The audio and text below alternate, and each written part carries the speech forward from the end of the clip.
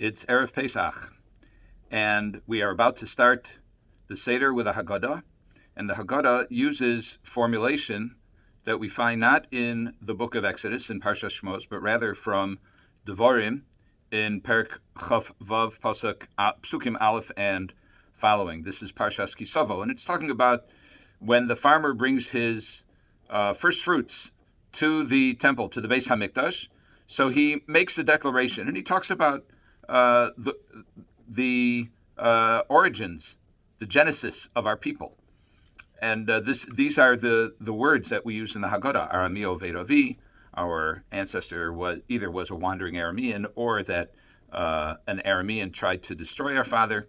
In any event, if you look at the actual language preceding the words that we recite in the Haggadah, we'll see that the Torah describes how the farmer takes his fruits and puts them in a basket, v'samta batena,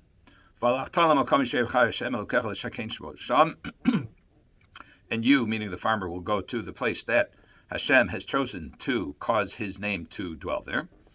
And you will come to the Kohen who will be in those days, and you say to him, I have declared, it's past tense, I have declared today to the Lord your God, that I have come to the land that Hashem has sworn to our forefathers to give to them. So there are numerous questions. We've dealt with many of them in the past, but what's this past tense, higadati, I have declared? Where's the declaration? This is the first thing he says. He opens his mouth and he declares. So the Ramban says that it's actually not the words that have served as a declaration, but rather his action. His actions of taking the first fruits, putting them in a basket, of going up to Jerusalem, of handing them to the Kohen. That is a demonstration of his having come and then arrived at the Beis HaMikdash for the specific purpose of giving thanks to the Almighty. And there are Mefarshim who say that Haggadah implies Hoda'ah, implies thanking as well. The Ramban addresses this question about where is this declaration that the farmer refers to. And he says that it's not words, but rather his actions that have created this declaration. And we see a similar understanding when it comes to, we say Hashemayim, this is in Tehillim, Hashemayim Saprim Korkel, Maseh Yodav Magid Arakia, that the heavens describe the honor of God, and the works of his hands declare, or the Rakia, the heavens declare the glory of God in the works of his hands. Now, where's that declaration? We don't hear words from the heavens.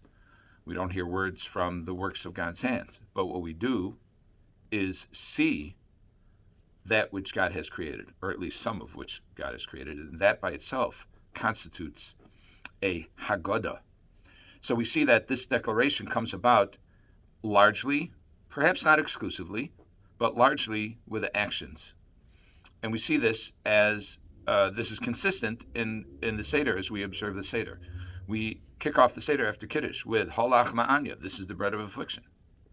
And we go on and we ask the four questions about things that will be demonstrated, about eating matzah, about eating moror, about dipping, about reclining. These are all actions that we do. And then we go on and we have korech and we have shulchan orech, and we do recline.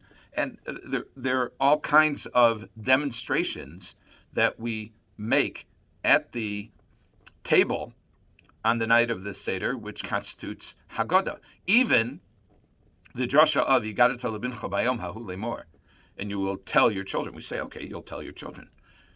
The verse continues, Ba'avur zeh, because of this, this is what, because of this, presumably pointing to the matzos and the moror, and Chazal or Doresh, the rabbis read into this, this Haggadah takes place when matzah moror, these demonstrative items, are set before you. So all of the Haggadah is accompanied by, and may even principally be, the demonstrations, the actions that we take during the night of the Seder. By extension, we can say that we're constantly making declarations by our actions.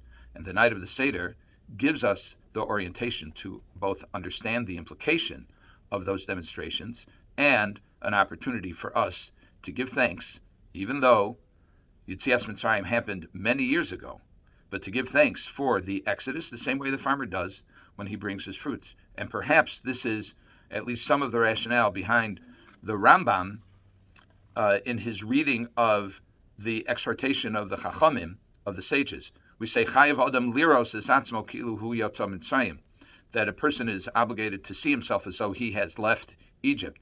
And the language of the Rambam, the text is slightly modified, and he says, Chayav Adam laharos et atzmo, to show himself. And this is another allusion to, perhaps, that the main aspect of Haggadah is the demonstration, is showing how we left Egypt. Have a Chag Sameach, Chag Kasher v'Sameach, and one in which our Haggadah rings loud and clear.